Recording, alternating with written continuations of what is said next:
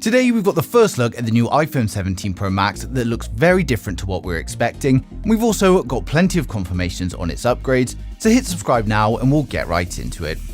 So first up, we've got great news that Apple are going to be ditching the 60Hz displays in favor of 120Hz LTPO OLED displays across the whole lineup, and this means that those people who only want the iPhone 17 or the 17 Plus will no longer have to sacrifice for an inferior display, and this has been a constant complaint in my previous videos, so it's no doubt going to make a lot of you happy. And a great addition for all of your new iPhones is with today's video sponsor Wondershare's Dr. Phone, an all-in-one toolkit for Android and iOS that solves pretty much any problem you can think of, including forgotten passwords, recovering accidentally deleted files, or system repair tools. Now, for example, you've just bought an iPhone and you've always been on Android, Dr. Phone can help you do the switch quickly and easily. If you bought a second-hand phone and it arrives with a password lock, or maybe your child accidentally added a password lock to your phone and you don't know what the password is so you can't use it anymore, Dr. Phone can easily get you back into the phone. Also, if you've accidentally deleted any files, then Dr. Phone can help you retrieve them. We've also got many other tools like the system repair tools, so pretty much whatever your needs, Dr. Phone has got you covered, and you can check it out now by clicking the link down in the description below.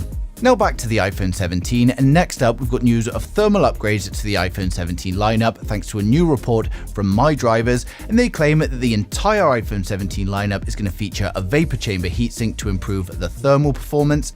Now, vapor chamber technology is already used in lots of high-end Android devices, and they work by spreading heat evenly across a larger surface area, and this helps reduce thermal throttling and maintain a consistent performance over time, and this is particularly beneficial in slim devices, and considering Apple chipsets already perform really well, this is just going to push things even further and make them able to retain higher performance for longer.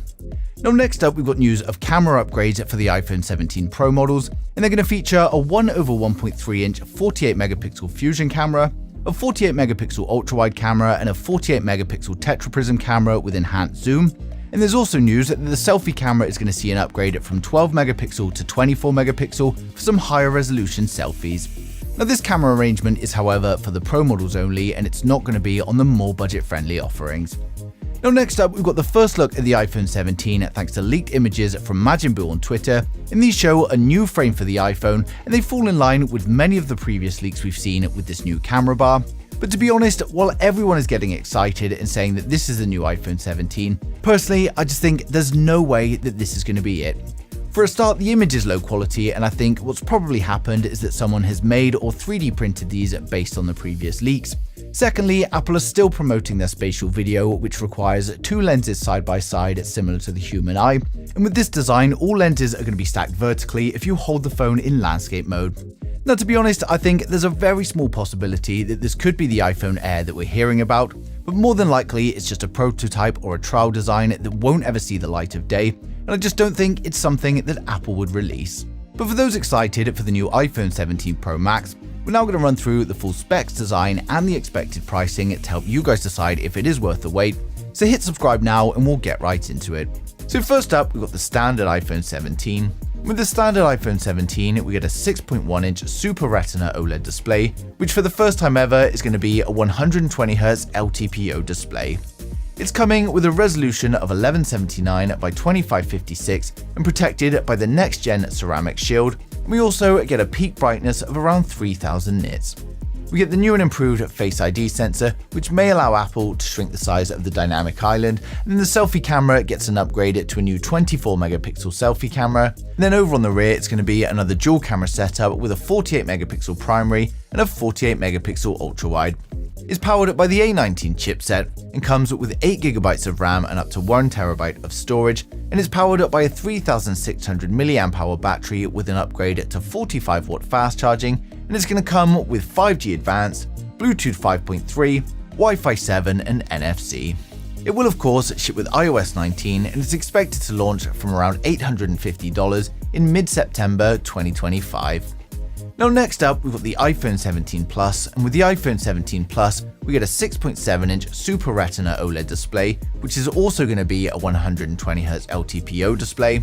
It's coming with a resolution of 1290 by 2796, protected by the next-gen ceramic shield, and have a peak brightness of around 3000 nits. We get the new and improved Face ID sensor, which may allow Apple to shrink the size of the dynamic island, and again, the selfie camera gets an upgrade to a new 24 megapixel selfie camera. And over on the rear, it's going to be another dual camera setup with a 48 megapixel primary and a 48 megapixel ultra wide. It's powered up by the A19 chipset and comes with 8GB of RAM and up to 1TB of storage. It's going to be powered up by a 4700 mAh battery with an upgrade to 45 watt fast charging, and it's again going to come with 5G Advanced, Bluetooth 5.3, Wi-Fi 7 and NFC. Now it will of course ship with iOS 19 and it's expected to launch from around $950 in mid-September. Now next up we've got the iPhone 17 Pro, and this comes with a 6.3-inch 120Hz LTPO OLED display. It's coming with a resolution of 1206 by 2622. It's protected by the next-gen ceramic shield, and it's coming with a peak brightness of around 3000 nits. We get the new under-display Face ID sensor, which means that there may not be any dynamic island at all. We're instead going to get a punch hole camera top center for a full-screen display. Now the selfie camera is upgraded to a 24 megapixel selfie camera, then over on the rear we've got a 48 megapixel primary camera, a 48 megapixel ultra wide, a 48 megapixel periscope, and of course a LiDAR scanner. It's powered up by the 2nm A19 Pro chipset, and it comes with 12GB of RAM and up to 1TB storage. It's powered up by a 3600 mAh battery with an upgraded 50 watt fast charge, and it also comes with advanced 5G, Bluetooth 5.3, Wi-Fi 7 and NFC. It will of course ship with iOS 19 and is expected to launch from around $1,050, and again is coming in mid-September. Now finally, we saved the best to last, the iPhone 17 Pro Max. With the iPhone 17 Pro Max, we get a 6.9-inch 120Hz LTPO OLED display. It's got a resolution of 1320 by 2868. It's protected by the next-gen ceramic shield, and it also comes with a peak brightness of around 3000 nits. We get a new under-display Face ID sensor, which means that there may not be any dynamic island at all, and we instead get a punch hole camera top center for a full-screen display.